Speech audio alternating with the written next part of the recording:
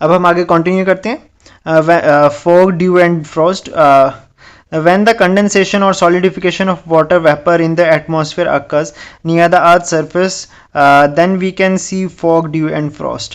जब पानी की कंडेंसेशन और सॉलिडिफिकेशन धरती के सरफेस के पास होती है तो उसकी वजह से हमें फोग, ड्यू और फ्रॉस्ट जो देखने को है मिलती है। The temperature of the layers of the air near the surface of the earth reduces. जब धरती के पास की लेयर का टेम्परेचर कम हो जाता है तो as the temperature reduces water vapour condenses, और जब टेम्परेचर कम होता है तो पानी जो है वो कंडेंस होने लगते हैं। In this process water turns into microscopic water particles and float in the air. तो यहाँ पर जो है बहुत ही छोटे छोटे हिस्सों में पानी के पार्टिकल बन जाते हैं और वो हवा में बहने लगते हैं। When the density of these droplets in air increases fog occurs. जब बहुत ज़्यादा डेंसिटी हो जाती है इस तरह के ड्रॉपलेट्स की तो उसकी वजह से हमें फॉग देखने को मिलती है।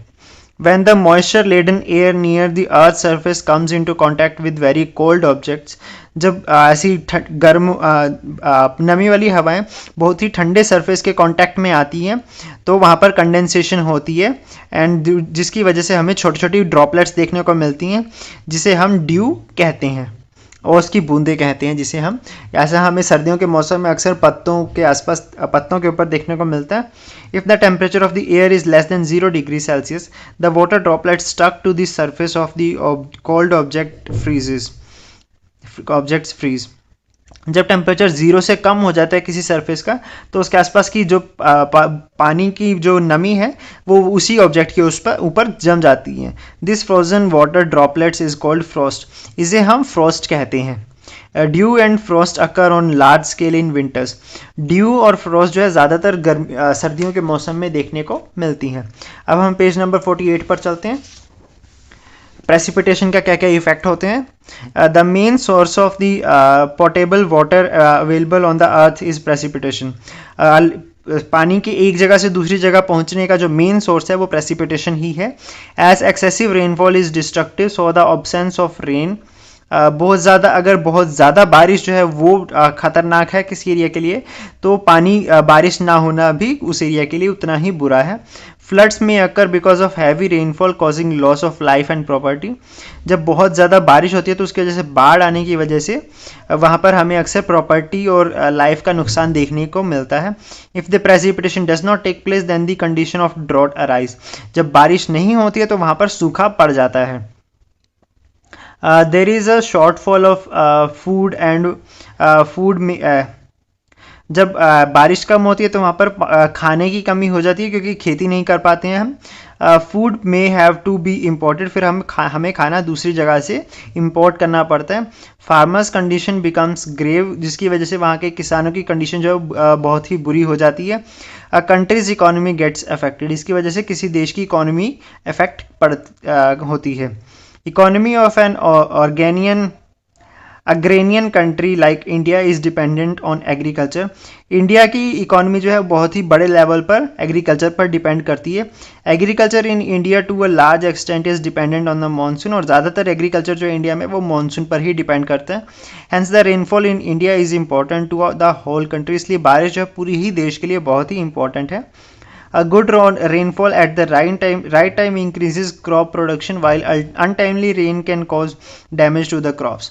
जब बारिश जो है बहुत ही सही क्वांटिटी में एक सही समय पर होती है तो वो क्रॉप के लिए बहुत ही अच्छा होता है, लेकिन अगर वो अनइवन टाइम पर कटाई के टाइम पर अगर बारिश हो जाए तो वो अक्सर जो फसल है वो ख़राब कर देती है। The rainfall in India is quite erratic, बारिश जो है बहुत ही अजीब ढंग से इंडिया में होती है, कोई फिक्स्ड पैटर्न इसका नहीं देखने को मिलता है। Visibility reduces because of highly dense fog, जब बहुत ही ज़्यादा डेंस धुंध पड़ती है तो उसकी वजह से विजिबिलिटी जो है वो कम हो जाती है। It affects the means of transportation like roads, railways, waterways and airways. तो इसकी वजह से हमें सामने कुछ ना दिखने की वजह से ट्रांसपोर्टेशन पर काफ़ी इफेक्ट पड़ता है, जैसे रोड्स के थ्रू, रेलवेज़ के थ्रू, पानी के थ्रू और हवा के थ्रू भी। Accidents may take place in such condition, ऐसी कंडीशंस में हमें अक्सर रोड एक्सीडेंट्स या अलग अलग तरह के एक्सीडेंट्स देखने को मिलते हैं। Trains, flights and other transport services may have to be cancelled. Trains, flights और अदर जो ट्रांसपोर्ट सर्विस है उनको भी हमें अक्सर कैंसिल करना पड़ जाता है। Frost is harmful to crops and causes accident if spread on the road. जो फ्रोस्ट है वो काफ़ी हार्मफुल होती है क्रॉप्स के लिए भी, और अगर ये सड़क पर बिछ जाती है तो ये रोड एक्सीडेंट का कारण बनती है. Fog and dew damage some crops by spreading diseases while it may be beneficial to some type crops. Fog जो है कुछ फसलों को ख़राब भी कर देती हैं वहाँ पर बीमारी फैलाकर, लेकिन दूसरी तरफ कुछ फसलों के लिए बहुत ही अच्छी भी होती है, जैसे कि गेहूं की फसल के लिए जितनी ज़्यादा ओस पड़ती है उतना ही अच्छा होता है. Acid rain, because of the air pollution in industrial areas various gases gets mixed in the air. बहुत पॉल्यूशन ज़्यादा होने की वजह से इंडस्ट्रियल एरियाज़ में ये गैसें जो हैं ये हवा में मिक्स हो जाती हैं. Different acids are coated when the water vapor in the air reacts chemically with these gases.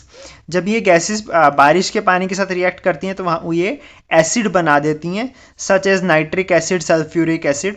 Sulphuric acid और नाइट्रिक एसिड इसके एग्जांपल्स हैं. जब ये बारिश का पानी ज़मीन पर गिरता है तो इसे हम एसिड रेन कहते हैं. This rain are harmful to living organism as well as non living objects. ये लिविंग और नॉन लिविंग दोनों के लिए ही बहुत ही खतरनाक कंडीशन होती है. इस चैप्टर के क्वेश्चन आंसर का लिंक नीचे डिस्क्रिप्शन में मेंशन है, आप वहाँ से पढ़ सकते हैं.